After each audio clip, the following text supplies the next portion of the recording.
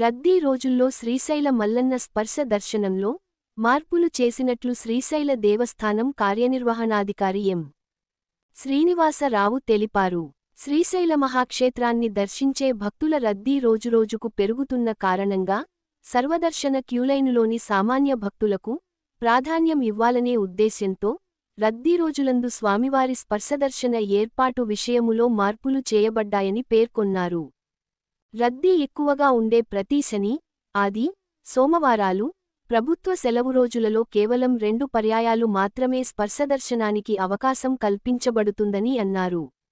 ఈ రద్దీ రోజులందు ఉదయం 7:30 గంటలకు, రాత్రి 9 గంటలకు మాత్రమే స్పర్శదర్శనం కల్పించబడుతుందని పేర్కొన్నారు.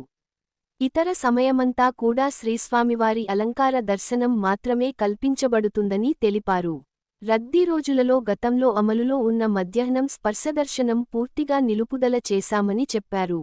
భక్తులు స్పర్శదర్శనం టికెట్లను ఆన్లైన్ ద్వారా పొందవలసి ఉంటుందని, ఒక్కొక్క విడతలో కేవలం 500 టికెట్లు మాత్రమే జారీ చేయబడుతాయని అన్నారు. అలాగే రద్దీ ఎక్కువగా ఉండే ప్రతి శని, ఆది, సోమవారాలు, ప్రభుత్వ సెలవు రోజులలో ఆర్జిత కుంకుమార్చనలు, సేవా రుసుము రూ. 1000 అమ్మవారి ఆలయంలోని ఆశీర్వచన మండపంలో నిర్వహింపబడుతాయని అన్నారు.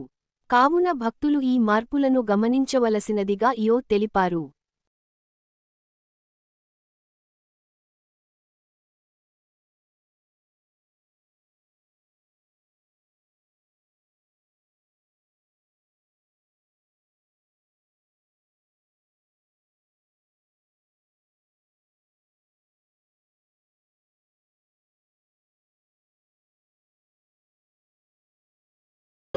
మీ N9 న్యూస్ యూట్యూబ్ ఛానల్లో please like, share and subscribe.